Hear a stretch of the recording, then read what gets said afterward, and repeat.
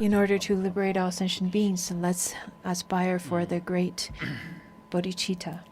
I see that people engage in studying of Tibetan Buddhism as well as Chinese Buddhism and Theravada Buddhism. This is quite important to study all of the three because these are the wisdom that's taught by Shakyamuni Buddha. It is only the teachings are spread into different areas and taught in different languages according to different cultures. So in such a way, we should acknowledge that these are the wisdom of the Buddha, and we should not accept one and reject the other. On top of studying the Dharma, we should also have the curiosity to study different kind of knowledge in this world to gain more wisdom. We should engage in research, especially for those of you who are very good at studying.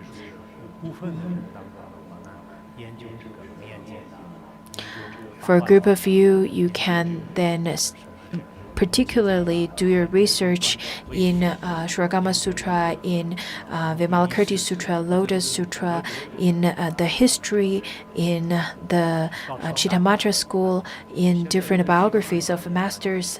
So you should engage in the research in particular aspect and focus your effort in one particular area, just like nowadays the Western scholars would focus in one particular area of their research. I think in the West, it is also correlated with the funding that they could receive. But for the practitioners, I would really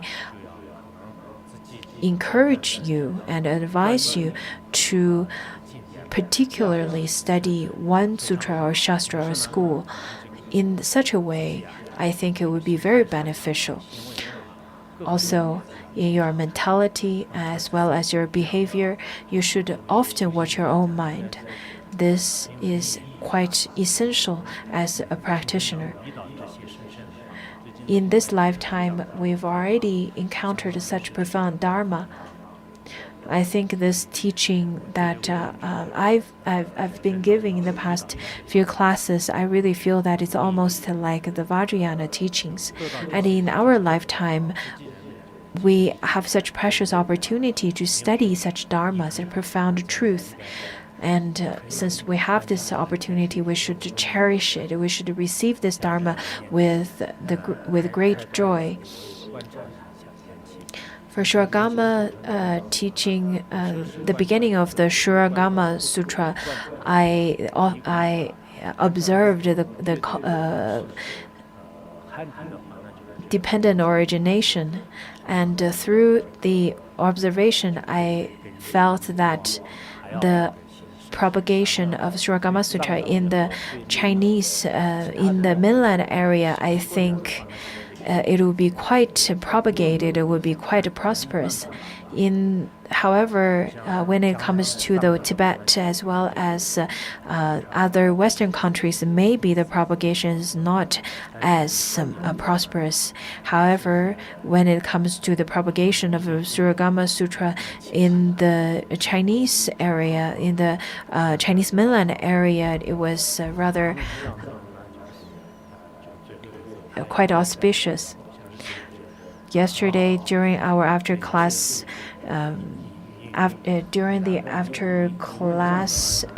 presentation, the Chinese presenter felt really touched and got tears in her eyes. But for the English presenters, they were probably too nervous. And yesterday, during the after-class discussion groups, the English presenters had used the Chinese rather than English. I think in some ways this shows the codependent origination. Of course, you don't have to believe it.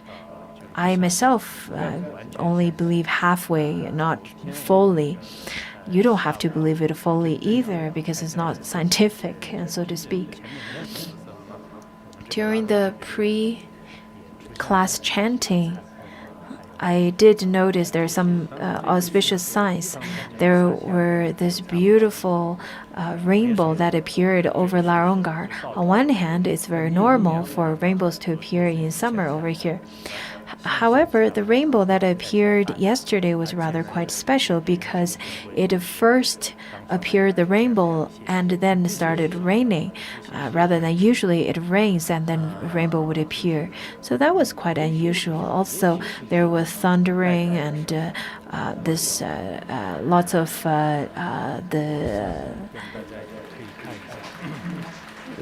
the sound, and I would like to show you a clip.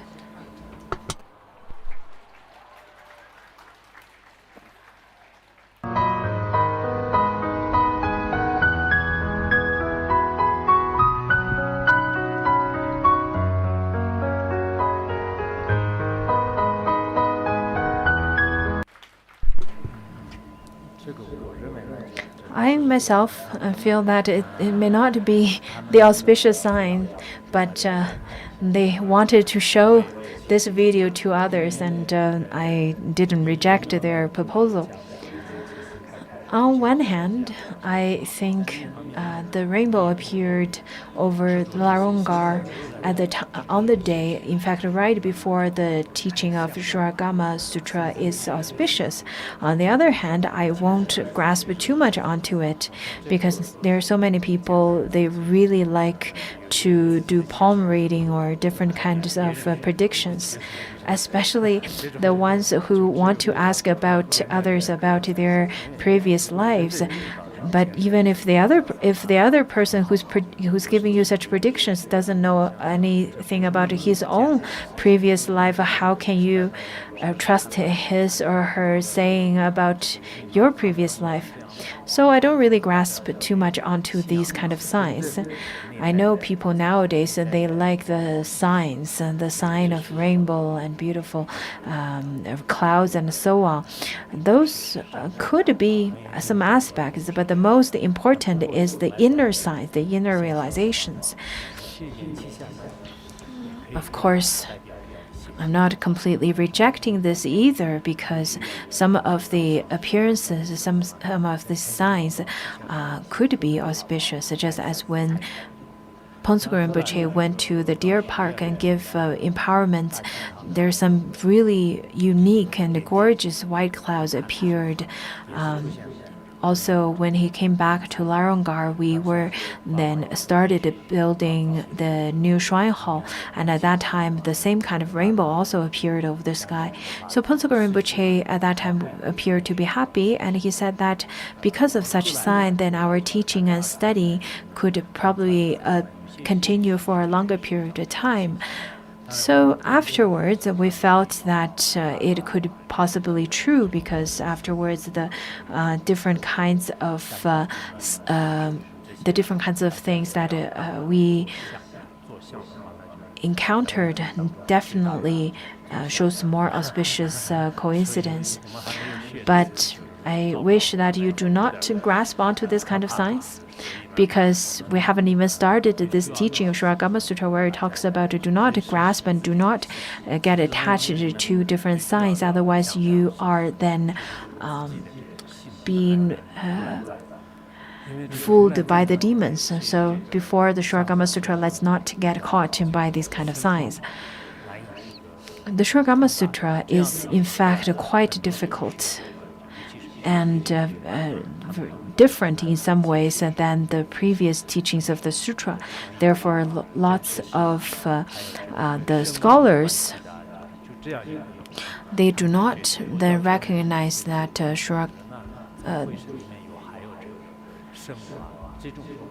they do not recognize this because of some terms that's used in this sutra. But the scholars, I don't think the scholars have read the Uttara Tantra Shastra, where it talks about there's a self-existence, there's a true bliss, the true purity, as well as permanence. That they must be really terrified upon reading such kind of sentences. So you can't really just attach to certain sentences. Previously, in the last class, we've already talked about how the previous masters attached great importance in this sutra. The Surangama Sutra in Tang Dynasty was translated around the 7th century, and then later on in the Yuan, Ming, and Song dynasty, great masters in those dynasties, they propagated this teaching widely and wrote lots of commentaries. A Western scholar cataloged the complete number of all the commentaries written on the Surangama Sutra. In total, there are 127 copies. Master Jibo, Master Oyi, Master Lin Qi, who are great Chinese masters in Ming Dynasty. In fact, they all really attached great importance in the studying and propagation of this teaching. Master Xuyuan, Master Hongyi, Master Yingguang,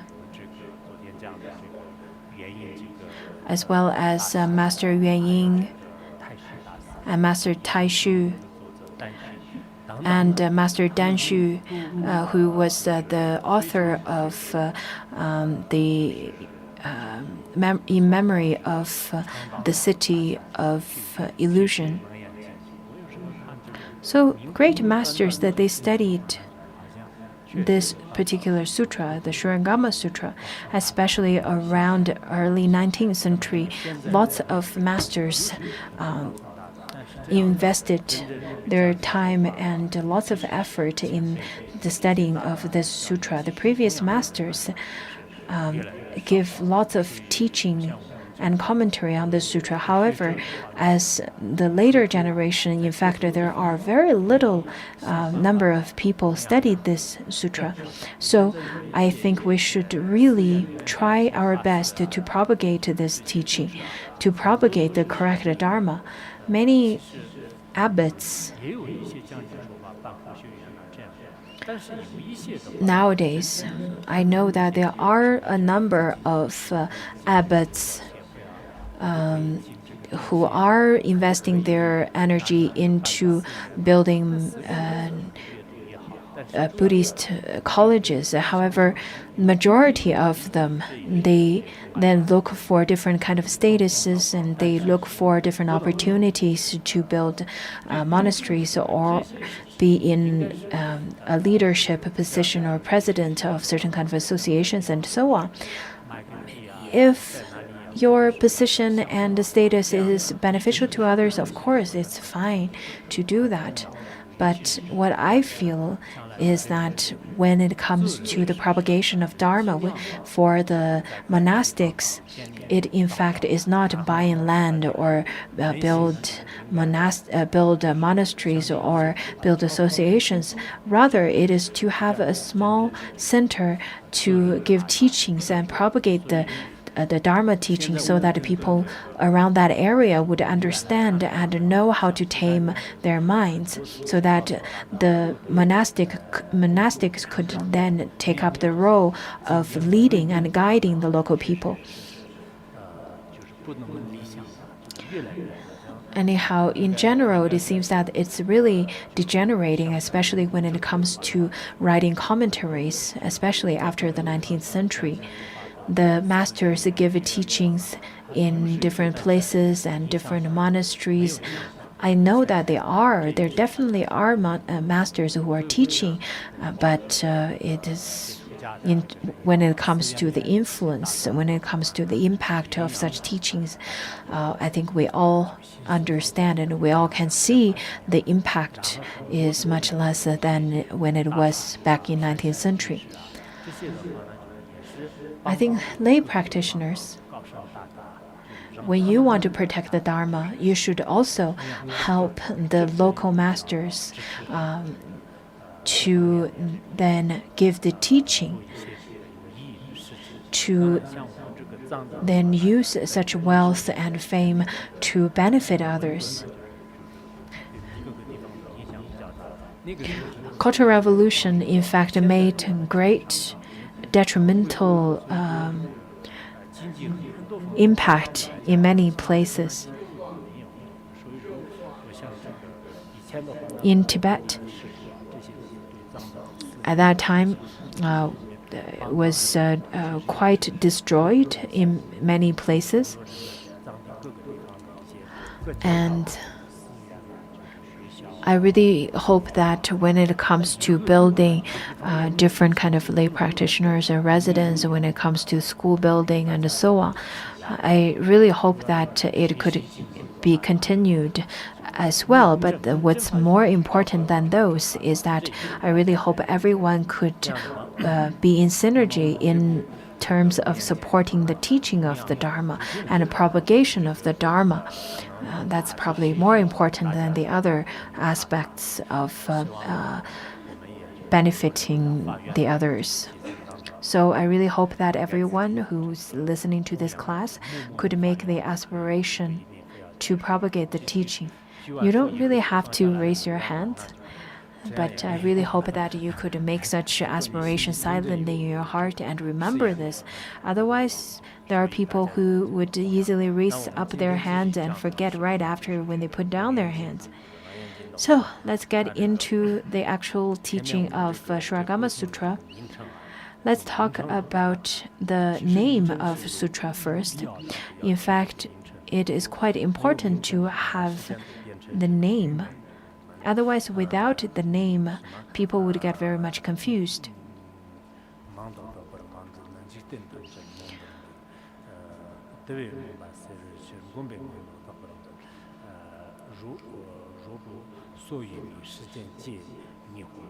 According to Lankavatara Sutra, it is said that if designations are not said, people of the world would become confused. In order to dispel their confusions, the designations are established. The masters of many places, the previous masters would usually quote this to explain why we need names. So we all need to relate to the sutra or anything with a name, with words that describes it. So Surangama Sutra also have this name, and the name, in fact, could help the ones with high capacity to fully understand the whole content, and to help those ones of the medium capacity to only understand the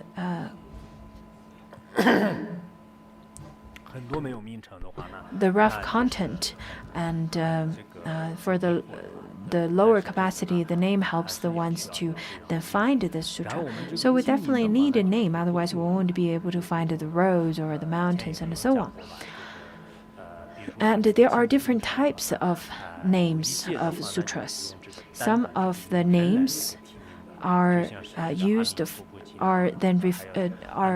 some of the names refer to different people, such as Amitabha Sutra and Vimalakirti Sutra.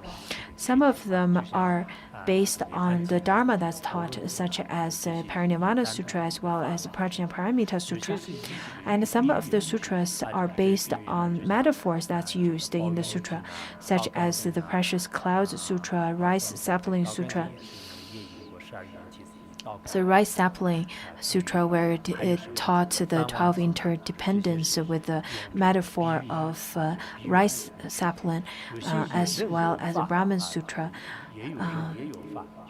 On top of that, there are the sutras that's named based on both the human as well as the Dharma, such as the Kshitigarbha's Aspiration Sutra. And then there are the ones that use both the name and the metaphor, such as Tathagata's Lion's Roar Sutra, where it talks about the Tathagata is a name, and then Lion's Roar is the metaphor. And then the ones that's solely with the metaphor, it talks such as the Lotus Sutra.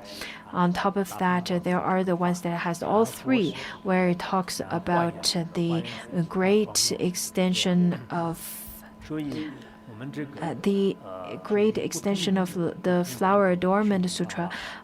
So it used all of them. And out of all those, then this Surangama Sutra, it has both the name, the person's name, as well as the Dharma that's taught and the metaphor that's used. So let's look at the title of the Surangama Sutra. So Surangama Sutra, the full title is that the Sutra of the Foremost Surangama at the Great Buddha Summit concerning the Tathagata's sacred cause of cultivation. So this is rather a very long title. Therefore, usually we would refer to this sutra with a short title, that is the Surangama Sutra. The first one, it says the foremost Surangama at the Great Buddha's Summit concerning the Tathagata's sacred cause of cultivation. So let's look at this. What is the Great Buddha Summit? It has, in fact, two aspects. In the first one, it refers to that the Surangama Sutra is the summit of all the Dharma, is the top of all the Dharma, just as how they refer to Uttara Tantra Shastra as the top of the teaching. Therefore, over here it says that Great Buddha Summit. So summit, it shows that it's a top of the teaching, and then the Great Buddha is the Great Enlightenment. And over here it means that Surangama is the foremost in the human world, the human realm, the unsurpassable Tantra, you can say that. Or with metaphor, you could say that the Great Buddha's Summit, you can say that is the Buddha Vajrayana. And another way of explaining is that a great is the great Dharma, and Buddha is the unsurpassed. So it's just as the summit or the top of the head of the Buddha that cannot be measured. In a sutra, it says that when Buddha was in the deer park, there was a bodhisattva who came from the eastern Pure Land, and he wanted to see where the Buddha's top of the head is. And then this bodhisattva used this numinous penetration and went all the way up. But even after many worlds and he couldn't see the top of the Buddha's top of the head. And then he said that, how I wish to see the top of the Buddha's head, but I cannot. So it's very difficult to find the Buddha's summit or the top of the head, because it is immeasurable. When the Buddha was just born, his top of the head was not was in fact really tall and cannot see the top of his head, but then it disappeared until he attained enlightenment. So what it means is that such sutra is in fact the tip of the top of the head of the Buddha that cannot be measured. And then over here it says concerning the Tathagata. The Tathagata is the one who have already realized the truth of all phenomena, and for such a kind of enlightened one is called the Tathagata. Also, it is one of the 10 names of Tathagata. One of the 10 names of the Buddha. According to the Mahaparinirvana Sutra, it says that he's birthlessness, non-extinction, agelessness, and is undying, unbreakable, and indestructible. He is not anything created. Hence, his name is as a Tathagata. And then it says that it's the Tathagata's secret cause of cultivation, just as the Tantrayana teaches that the Tantrayana is also called the secret mantra vehicle. So over here it talks about the secret cause. And it is a cause. If we can practice such kind of cause, then we will be able to receive the fruition of Tathagata. And what is the fruition? Such a fruition of Tathagata is to completely realize the truth of all phenomena. And the third one, it talks about the cultivation or practice. So this teaching is not understood through thinking, through any kind of dualistic manipulation or any conceptual thoughts. In fact, it is only understood through practice, through cultivation. All the teachings that is included in this sutra is the ultimate teaching.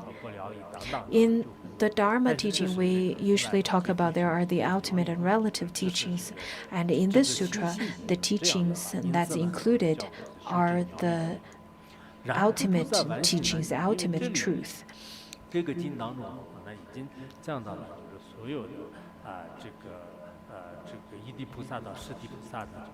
This sutra talks about how the first Bhumi Bodhisattva all the way till the 10th Bhumi Bodhisattva, their benefit, their self-benefit as well as their other benefits, as well as their activities of the relative as well as the ultimate.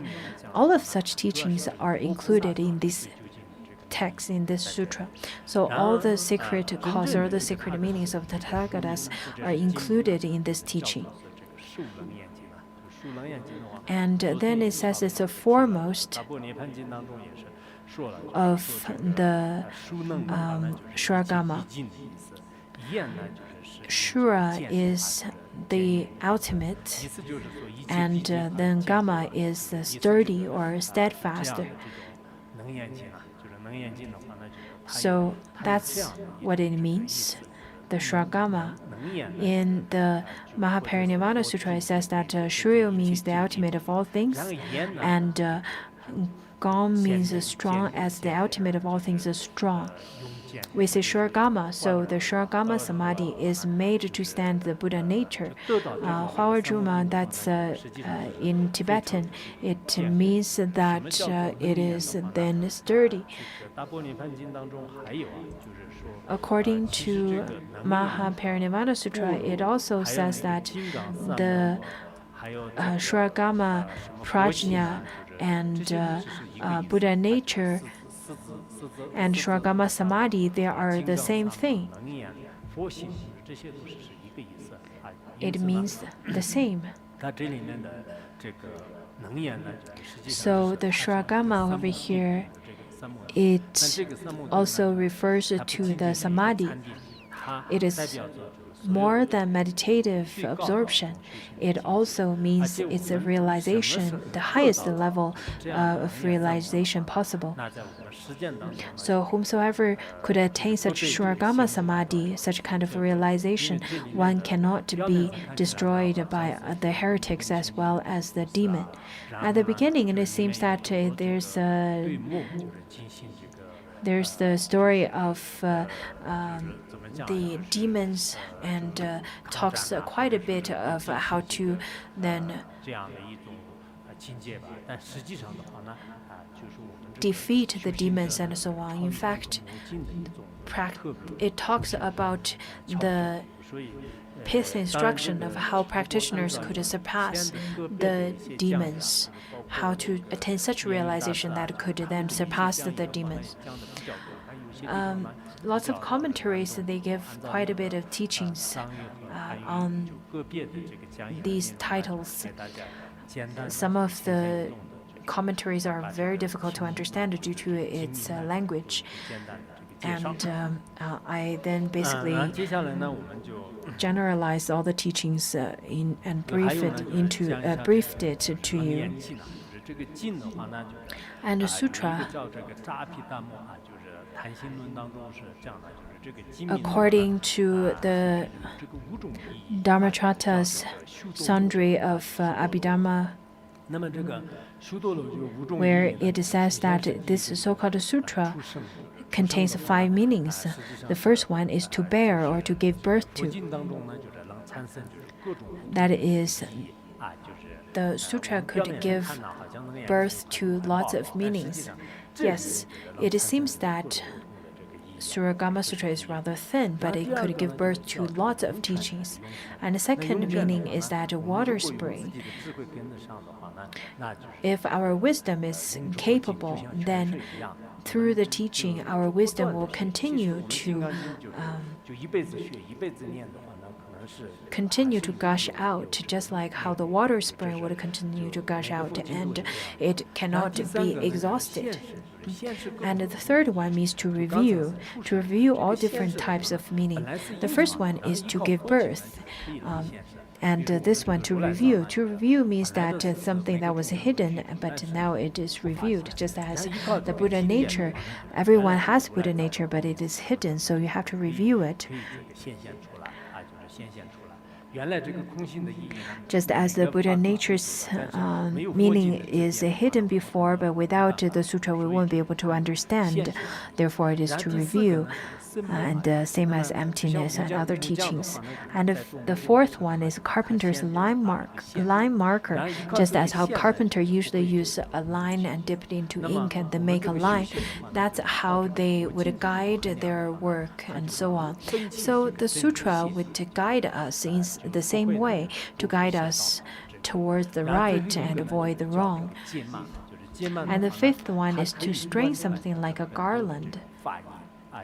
It could then strain all the teachings together, just as how different flowers that's gathered together can be strained together with a single string. So the ultimate, the relative truth, and all the different teachings in phenomena can all be strained together through the teaching of sutra, and the review of its content and the meanings together.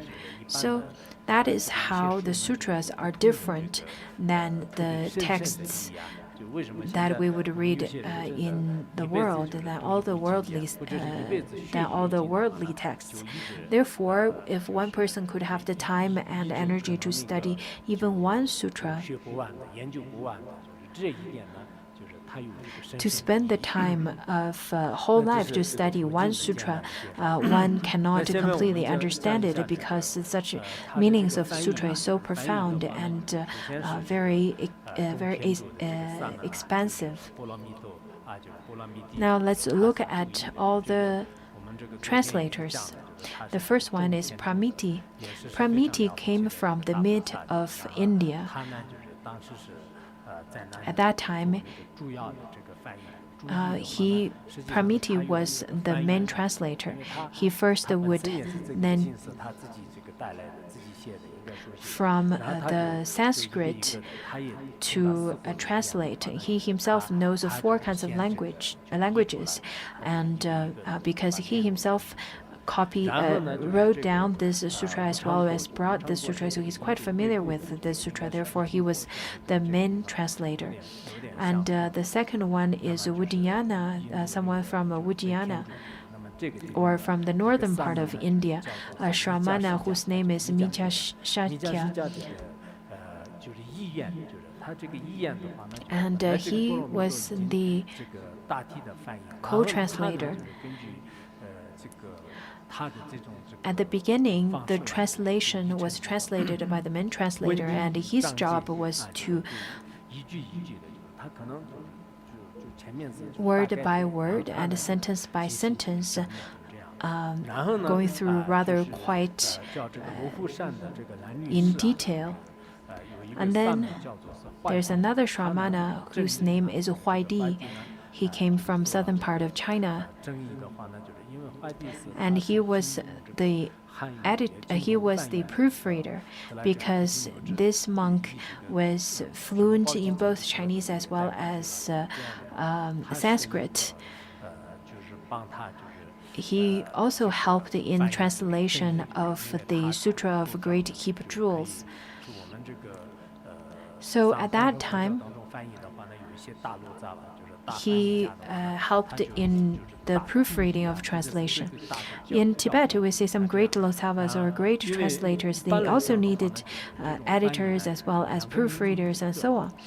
As translators, I think it is the best if they can have they can have the people from two translators coming from two different cultures, the both cultures, because when it comes to the translation of different texts, there are the culture as well as the language barrier that two translators working together would be the best to then express the most of the meaning of the text.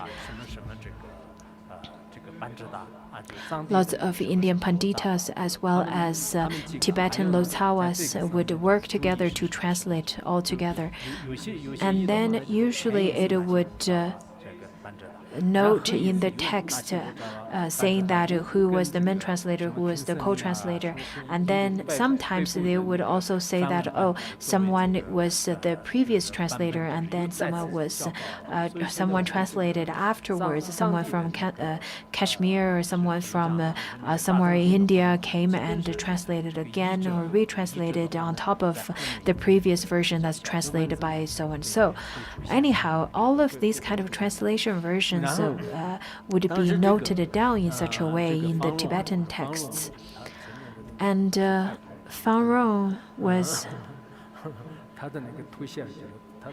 has rather a long title, therefore I'm not going to read his title.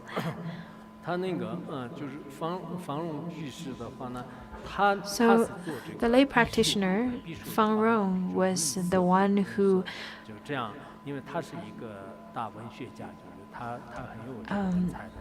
Fan Rong was the one who was the Chinese cabinet and who was then later the prime minister of the province of Canton. And because he was a great literator, and therefore he then extensively edited and rewritten and polished. And maybe that's why the later people felt that the sutra was too beautifully written. I think maybe during the polishing aspect of this text, Fan Rong also incorporated some of the words that's used in Zhuangzi as well as lots of the previous traditional teachings.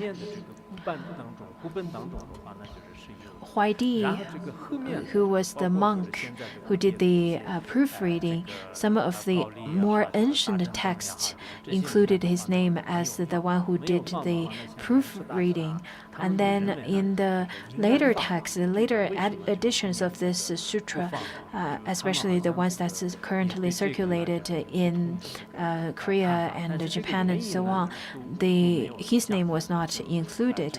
Master Lian Qi proposed, or rather then questioned about why his name was not included, and especially considering he was such an important figure in this translation. Anyhow, there are also some kind of saying that some said that Pramita went back to India right after translating this text.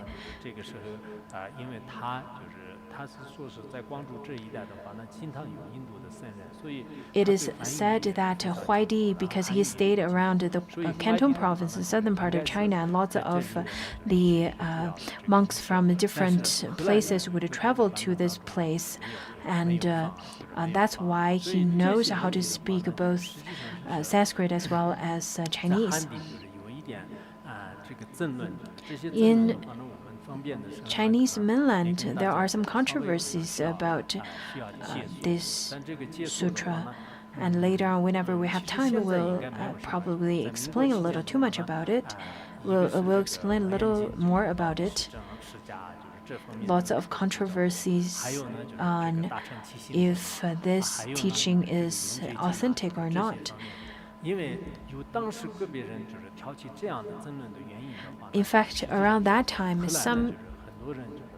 a very minimal number of people questioned this sutra out of no founded evidence, but such kind of idea got then later propagated and created detrimental results. I think this is considered as a slandering of the Dharma, and it could be very dangerous. So for Buddhists, I really hope that we do not do that. When you slander a Dharma that stopped other people from studying it, then I cannot say that if such kind of people have less of karmic debt to people than those of the butchers. It's very difficult to say. I think as mundane beings, we should not then discriminate discriminate based on our conceptual idea what is right and wrong, and especially if we're only parroting others. Some said that the Great Cloud Sutra was the commentary on the Great Cloud Sutra was then not authentic, and it was manipulated by others to please the empress at that time. And some said that out of frivolous intention, saying that Fan Rong must have wanted to butter up the empress. Therefore, Fan Rong, he himself wrote this sutra to please the empress. But the commentary of the Great Cloud Sutra, in fact, it has a prediction saying that the Empress was the manifestation of Lord Maitreya.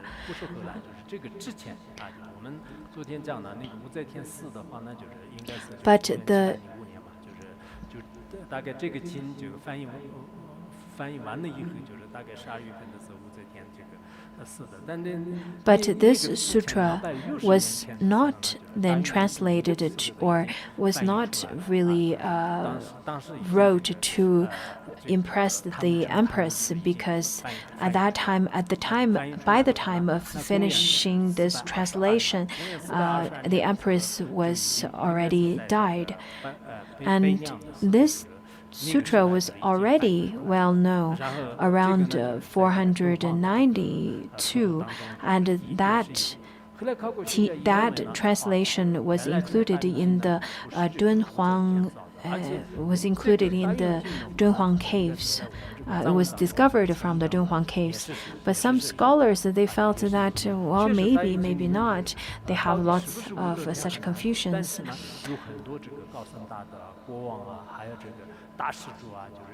Some of the kings, emperors, and great lay practitioners,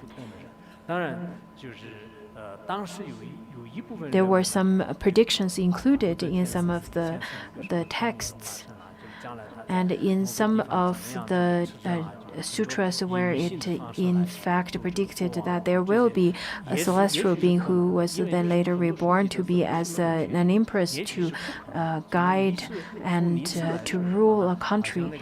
Some of such kind of teaching could be true, could not be.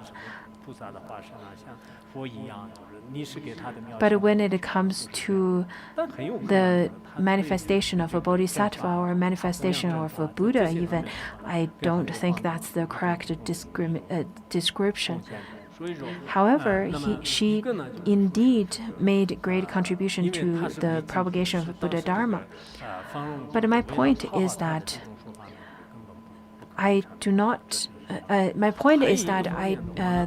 there is no point for Fan Rong to to make up a sutra to flatter the empress at that point, who was already dying at the time. And I think the main cause of such a kind of rumor of this sutra being an fake sutra or counterfeit sutra is mainly because of this Japanese scholar named Mochizuki Shinko, who, out of no deep research, just simply saying out of frivolousness, saying that this could be non-counterfeit sutra, and then later got lots of attention, and this idea started getting promoted, and that was only in the early 19th century. There was a scholar who, in fact, there was a scholar who works at San Francisco State University, and he pointed out all the previous causes and reasons, as well as the historical reasons and the various reasons that people usually use to say that this is a counterfeit sutra, and stated that those kind of reasons do not have any solid foundation. I think this is quite important for you to read as well. In the early 19th century, Liang Qichao, as well as some other famous Chinese scholars, under the influence of the Japanese scholar Mochizuki Shinko, they also parroted his idea, and they felt. And then they, without deep research and studying of this sutra, started saying that how could there be description of celestial beings or sages? In Indian philosophy, there is no celestial being or sages. It is only stated in the Taoism teachings. Therefore, it must be written by Chinese. I don't think that's valid at all, because sometimes the particular translation is based on the translator, and sometimes we all know that in the other sutras it also stated that there are celestial beings and sages.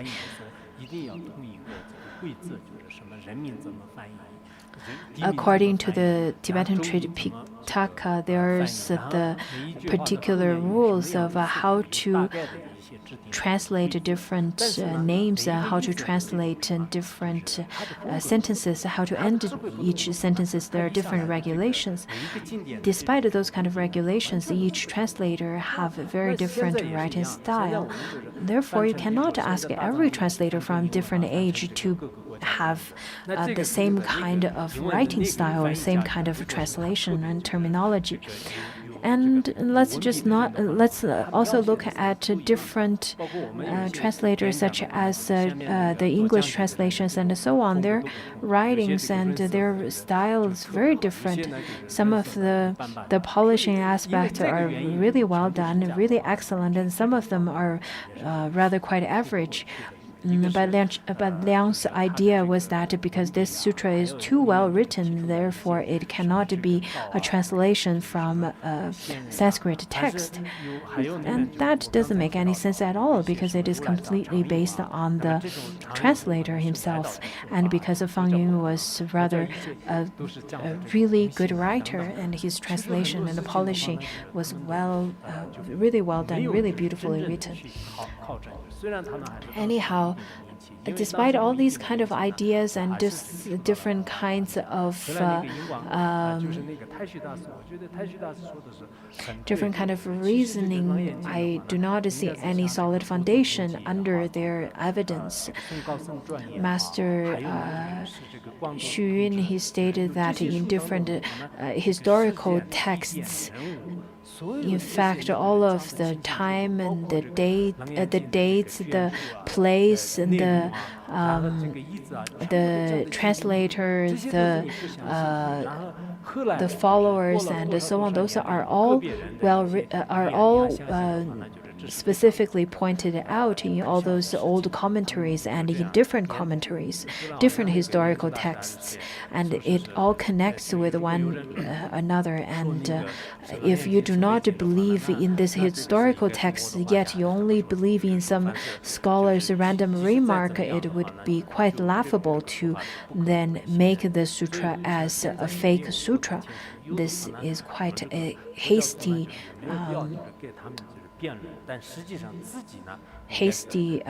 conclusion.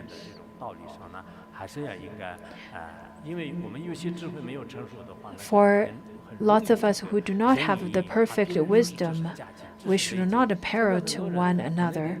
We should not parrot how other people would say, especially following the teaching, following the other people's words of this is counterfeit and this is not genuine, and so on. There are people who have not dedicated their life and time in studying this or any kind of sutras. They're not really a professional in the Buddhism study area. They do not have the perfect.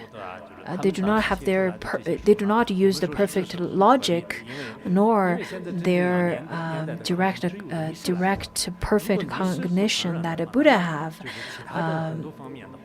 They only use their rather very shaky evidence to support their conceptual ideas. So without the solid logic, without the threefold logic, and without the founded evidence, you should not just parrot other people's idea by saying that this is counterfeit. For the Buddhists, I really hope that you should have faith and devotion, because without such you won't be able to understand such profound sutra.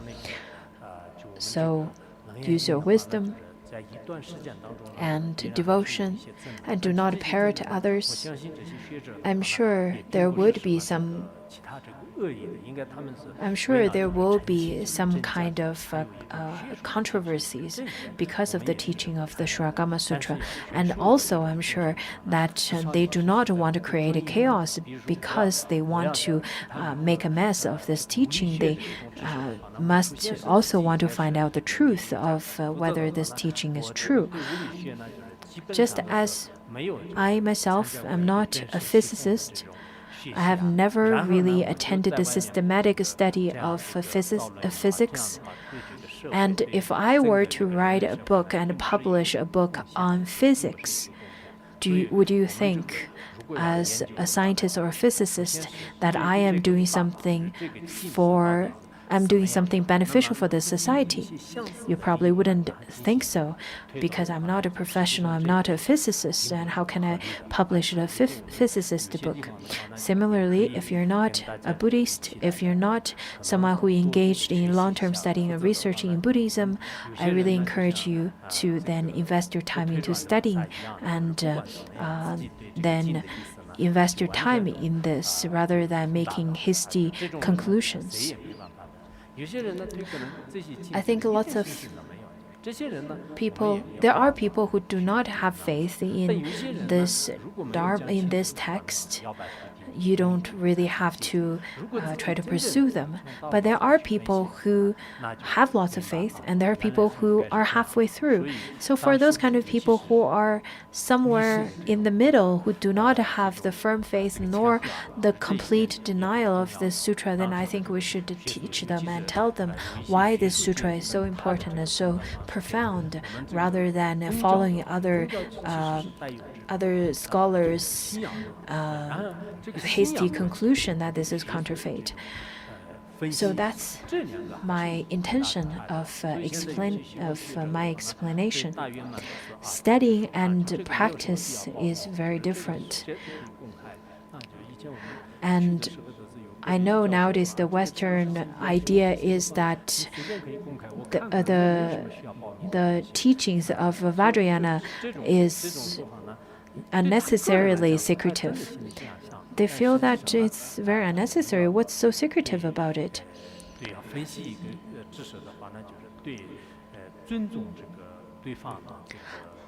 I understand that they came from a scholar background, but at the same time, I would say I really wish that you could respect the cultural background and religious background of the teaching rather than rather than um, rather than only try to try to follow their idea. In fact, when it comes to Buddhism, if you're not professional in Buddhism, if you're not professional in Tibetan Buddhism nor Chinese Buddhism, you should not make any comments about it. So Surangama Sutra, it is a teaching that is infused with blessings. And Master Hanshan stated that this sutra belongs to the empowerment category.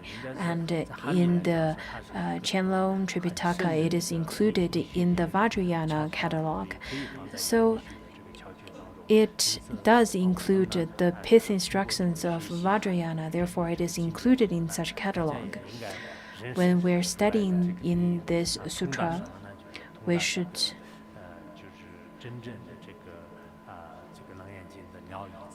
try our best to understand the pith of the Surangama Sutra, and we'll stop here today.